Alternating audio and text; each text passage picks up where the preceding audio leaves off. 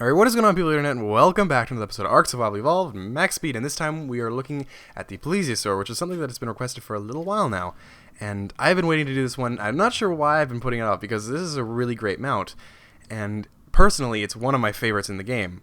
This guy is just the Plesiosaur. Oh man, this thing is awesome. It was released into the game, I remember, about the same time that I was really getting into Ark, and I had gotten most of my endgame things, and I had a pretty big house, I had a pretty good Rex, I got a good Spino, all that good stuff that you'd want in early game Ark, and the Plesiosaur was added, and I thought, you know what, let's go check this thing out, because it's going to be this huge beast to roam the ocean, and it was a lot of fun taming this thing with my friend, and boy, we got a lot of use out of this thing, because it was great at getting everything. It's so good. The only drawback is you can't take it out of the water. Well, actually you can, but I'll let you see that later. So you don't really know what color pattern you're going to get with these guys. We got a pink stripe and yellow color pattern, and due to the pigmentation underwater, you can't actually see exactly what you're getting until you surface this thing. So it's kind of a cool game that you can play with yourself, where you just get a Plesiosaur, and then you see whether or not you got that color scheme that you wanted. And you can get like red, yellow, blue ones, and it's just really cool. So the Plesiosaur, to talk about it, it's really great. It has amazing carrying, great movement speed, great attack, and great health, and you can build a base on its back. So it's not too big like the Mosasaur. It still can't go up rivers, but neither can the Megalodon, so we give it a bye there. And yeah, you can do a really cool glitch with this where you look down and you use its head as the hitbox for it being in the water, and then you look up and get off the mount, and you've got yourself a flying Plesiosaur. Unfortunately, you can't surface it any further than that, but it's a pretty cool thing to just sort of leave on the beach and watch as players go by and just kind of stare at it, confused. So the Plesiosaur is just amazing. But anyway, last video I put up 3 days ago, we were at 2,400 subscribers. We are currently, as of recording this video, at 3,328, which is an 928 difference. Can't do math, but that is just absolutely insane. Like, I don't understand how it's going so quickly. And yesterday alone we hit 331 subscribers, which is that is definitely a new record for one's amount of subs in a day. So it's kind of weird, you know, not having put up a video since it was 900 subscribers ago. So that's a lot of new people that I haven't really said hi to yet. So hi, I'm Bagel. That's not my name. I'm actually a carbohydrate. So not really, but well, not really, because nobody could tell that already, right? But the Plesiosaur, once you've maxed out this thing's speed, wow, that's a weird animation. It kind of seems like it's doing its best impersonation of Flappy Bird.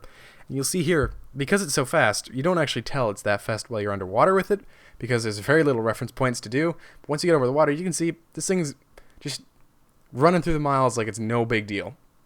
This would be a great venturing map because of the fact that it has such good health, because of the fact that it has pretty decent stamina, and because of the fact that it can hold its own with pretty much anything you'll bump into in the entire ocean, aside from maybe a perfect Mosasaur. But you probably wouldn't want to fight that thing. You'd want to tame that thing. So it's a great mount, and you can't take it up rivers, which is a bit of a shame, but it's still really, really great. Now I'm hoping, because the Ark devs said they were going to refresh the map maybe 1 or 2 more times before they release the game totally, that they would rework the river system and the inland water system, because there's so much untapped potential with being able to bring in creatures into land, because with Megalodons, you can't really have one if you have an inland base, because, you know, it's kind of risky to leave your Megalodons away from home unless you're playing on single player or on a very depopulated server, because of course the reason that when you're nowhere near an animal, they go into stasis and they can't take damage, they don't get hungry, and if you're on a single player, that's fine, you can do that. But if you're a multiplayer and you got people constantly going around there, well, you kind of have to worry about invaders attacking your base,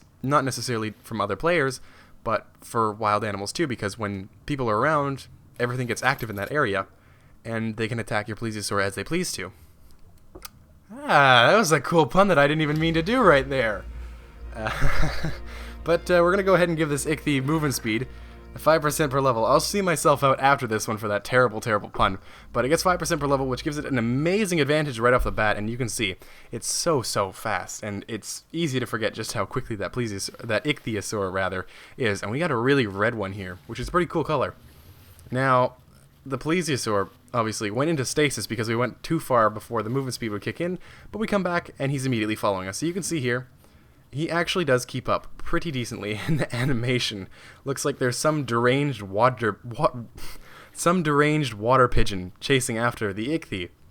And it's the greatest thing that I think I've ever seen in the entire game. And I was laughing so hard while recording this. And I just was dying, and I couldn't control it. So anyway, I think that's pretty much new from us. Thanks for watching. If you have suggestions for future episodes of anything, you can leave them in the comments. I'm working on a Mythbusters episode where I test fall damage because I've jumped 3 creatures off the volcano, and I've yet to have one die on me. But I'm not really sure how I'm going to test fall damage. I'm thinking that I'm going to just do a Quetzal platform with a bunch of different creatures on the back of it and just test to see if you can actually have a creature die from one-shots while falling. But yeah, I'll be testing that pretty shortly. But anyway, thanks for watching. We'll see you in the next episode of whatever we make. Peace. So frame rate is now at a tolerable level, and we're going to go ahead and march these Dodos out on their epic migration to go meet their foe. And we still have to spawn that in. But once we do, believe me, it gets pretty crazy.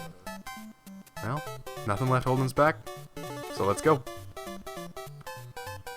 It was a well-timed jump, I will say that. So you're getting pretty accurate results here on just how far this thing flies. I'm of course holding the W key while in midair, and the Procoptodon's landing spot has now been passed.